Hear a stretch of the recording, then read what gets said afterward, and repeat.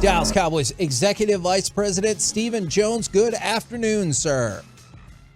Good afternoon, guys.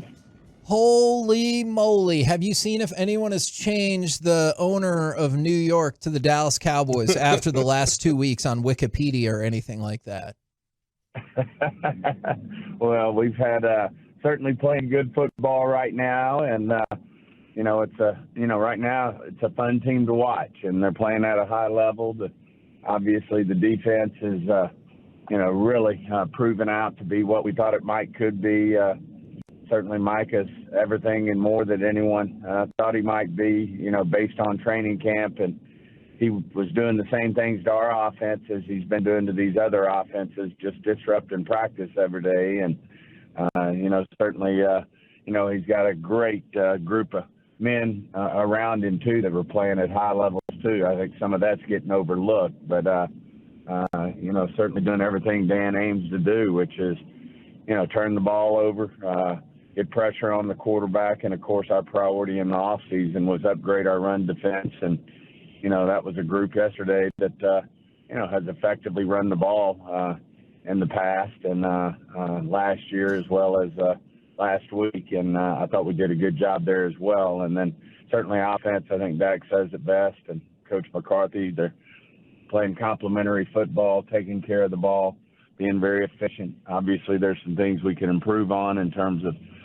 getting touchdowns rather than field goals in the red zone. And it's always good to have, things that we can work on. And special teams playing really well. I know everybody had questions about our kicker coming in. And, he's done a great job. Went 5 for 5 yesterday on his field goals. And just becoming a guy that everybody has a lot of confidence in. And that is proof that you know how to find a kicker, isn't it, Stephen? Well, I don't know about that. When we don't have one, they'll say the damn Cowboys can't find a kicker. But I feel like that's directed at me a little bit because I might have been one of those people. So you're right. I apologize for that. Well, I know who the loudest one was, and that was the owner himself, Jerry. That was breathing fire down everybody's neck about what in the hell is going on with kickers. So, but hats off to Aubrey, and Bones has had a lot of confidence in him ever since we got him in camp, and he's doing a great job for us. Yeah, it was absolutely fun. One of the other things y'all did in the offseason was y'all made sure that Trayvon Diggs was taken care of financially, and since then, 8 targets, 26 yards given up. He's forced 3 turnovers, and he has against him a 1 passer rating. The passer rating against him is 1.0.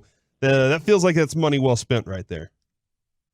Well, he's just doing a great job. He's been a make play on the ball machine since he's come in the league. Certainly that's, why we really feel like his future's bright. That's how you win games in this league is win the turnover battle. And that's been going on since the beginning of football, I think. If you end up winning that turnover battle, there's a good chance you're going to get a W beside you as well. So, he's that type of guy. And like I said, I know Mike is playing well, but, that back group back there, the corners and the safeties are doing a heck of a job of covering people up, making the quarterback hold the ball, and certainly letting our guys get after him. I know usually at this point when we get to talk to you on Monday, you don't necessarily have a whole lot of info on injuries. I'm just curious, since all of these surround the same position group, is obviously Tyler Smith was out. Zach Martin, it looked like he tweaked his ankle, and then Chuma Edoga had to leave the game. What's the concern level there? That's a lot of potential issues on the offensive line. Well, it's always a concern when you get injuries at a certain position, and not only are those guys in the offensive line, but they're all inside guys, and so we're certainly looking at that. We feel very optimistic that Tyler's got a great chance to have a shot against Arizona. We all know Zach, how resilient he is. His availability seems to always be there. Would never bet against him being ready to play. He is working through some things, and then Chuma as well. Tweaked his elbow, and good results on the the MRI and X-ray, but he certainly hyperextended it, and it's something that he'll have to work through as well. So, as you said, it's early. All this usually works its way out throughout the week, and at this point, I wouldn't rule any of them out or any of them in one way or the other. The version of CeeDee Lamb we got to see yesterday is I feel like we're about to see the best version of CeeDee Lamb we've seen so far. What are your thoughts on his progression since y'all drafted him and where he stands right now? Well, he's just all he's done is get better every year, and as we give him more, he certainly responds with productivity. Obviously, a huge day yesterday for him, and Mike said coming in the game he had spoke with Jerry and I, and between him and Pollard, he knew he was going to give them a big dose, especially with Cooks out of the lineup. Just felt like he could have a big day, and certainly we got Tony. He got him a good dose yesterday. I'm sure he's sore. I hadn't talked to him this morning, but he touched the ball I think 30, 31, 32 times. Was a workhorse for us yesterday. But CeeDee just keeps responding well, and certainly you can see the confidence Dak has in him. But the great news is we got other weapons on this offense that can step up if they get too focused on any one area. And Mike's been just outstanding at utilizing different packages. And, as he said to me when we got in that fourth quarter, he started crossing some things off his game plan that he didn't want to show people yet, as we started to feel good about, winning that game, and just more worried about salting away clock in the fourth quarter. He was keeping some rabbits in his hat, if you will, that we'll continue to use as we move forward. I like hearing that, Kevin. Absolutely. No, I really do. I was curious, something, it was during the game, but not exactly related to the play on the field, is the assistant coach or one of y'all's assistants, Sharif Floyd, passed out during the game. How does that information get relayed to y'all? Or because it's a medical situation, they have to take care of it, when does that get relayed to y'all? Well, we got the word right away in terms of who was down, and of course, went and checked on him. I mean, he's just an outstanding young man who's done a great job, coaching the defensive line with Aiden, and they're just doing a great job. But certainly, he feels good today. We'll continue to monitor him in terms of his health condition, but right now everything's checking out well, and hopefully all's going to continue to be well with him.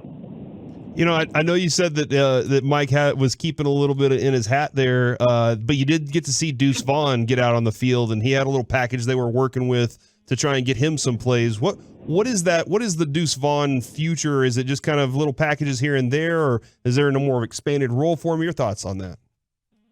Well, I think obviously a young player, you're giving him a taste as you go, and certainly when you got an established guy like Tony and to some degree Rico, although they're young as well. But, you're just working him in, and you see how dynamic he can be when put in the right situations. I think CeeDee caught a big ball because I think everybody thought, including me, we were going to give Deuce a little flare pass, get him out in the open field, and they all went to Deuce and left CeeDee running down the sideline. So, those are the type of things that I think Mike and Coach Schottenheimer are doing such a great job in scheming and, flooding zones and doing some really nice things there that really pay off for us. And I think as we move forward, Deuce will get more and more. And, I don't think anybody wants to see Tony have to touch the ball 30 times every game, but we knew playing, against a great Jet defense, which I must say, I think they're one of the better defenses in the league. We knew that was going to be a slugfest, and we really needed Tony, but certainly probably at the end of the day don't want to have to give Tony 30 touches every game. We've talked with you plenty in the past about rules committee stuff, and we've talked on the show about the effectiveness of the quarterback push, especially how the Eagles do it. Did y'all talk about that this offseason on the rules committee, allowing players to kind of push behind the quarterback on a sneak? And if so, can you tell us anything about that discussion? Yeah, we had extensive discussions, and it's a play that will continue to be evaluated. Usually these things work themselves out. You give, Coach Tomlin, who sits on the committee and, so productive and so, gives us so much insight from the defensive side, give these defensive coaches a chance to figure this out. He said, I bet we will. And, we'll just continue to monitor the play. It's obviously a play. Hats off to the Eagles. They got the personnel. They perfected it.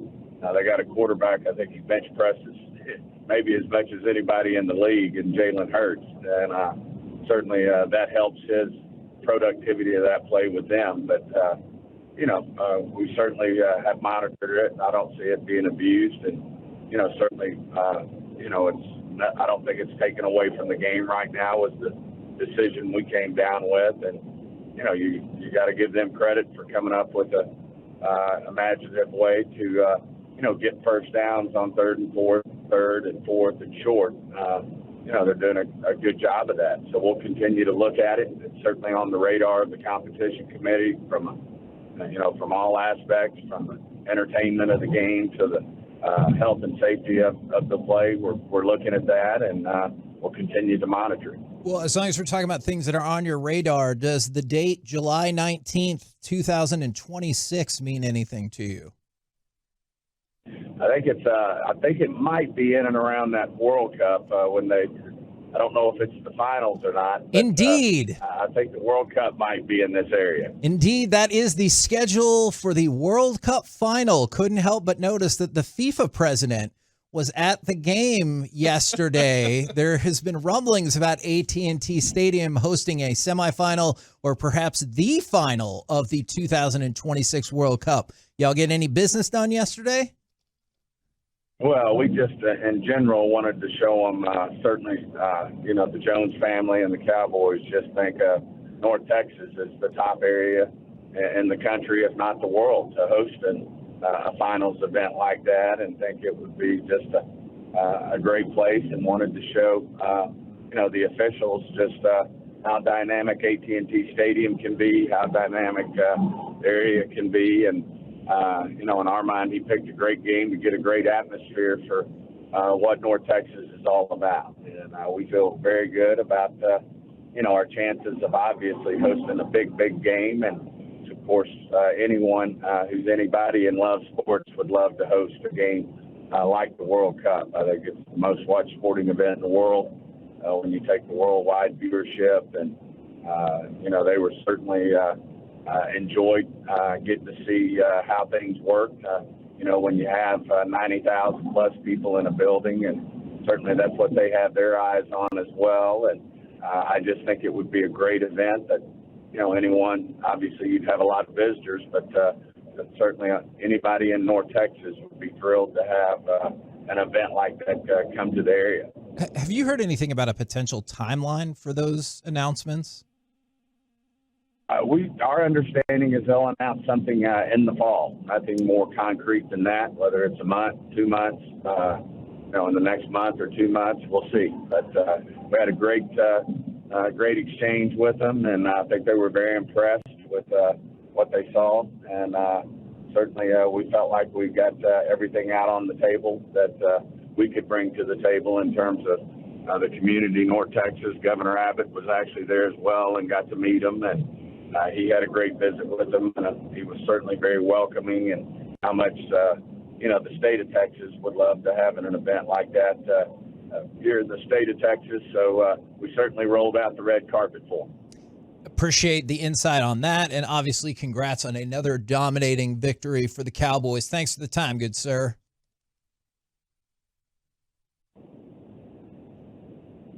Bye, Steve. Bye. Yeah, appreciate it. Have Thank you, Steven. Appreciate it. I got cut out. Great being on, guys. Thank you. There you go. Stephen Jones right here on 105.3 The Fan.